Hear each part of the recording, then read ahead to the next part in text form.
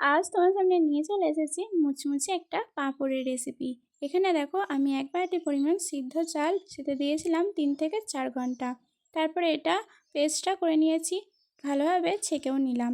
এরপর দেখো একটা পাতলা একটা মসৃণ ব্যাটার তৈরি করে নিয়েছি। এরপর আমি চিলি ফ্লেক্স দেবো আর স্বাদ মতো নুন আর একটু গোটা জিরে ভালোভাবে গুলিয়ে কিন্তু গুলে নেব। তারপরে দেখো আমি পাঁপড়টা তৈরি করা কমপ্লিট। এরপর ডিশ থেকে তুলে নিচ্ছি, হালকা হাতে তুলে নিয়ে রোদে শুকাতে দিয়েছিলাম 2 দিন। শুকিয়ে দেখো কত সুন্দর আমার শুকানো হয়ে গেছে। এরপর গরম তেলেতে মুচমুচে করে ভেজে নিলেই রেডি হয়ে যাবে আমাদের চালের পাঁপড়। তো খেতে তো আমার ভারী সুন্দর লেগেছিল।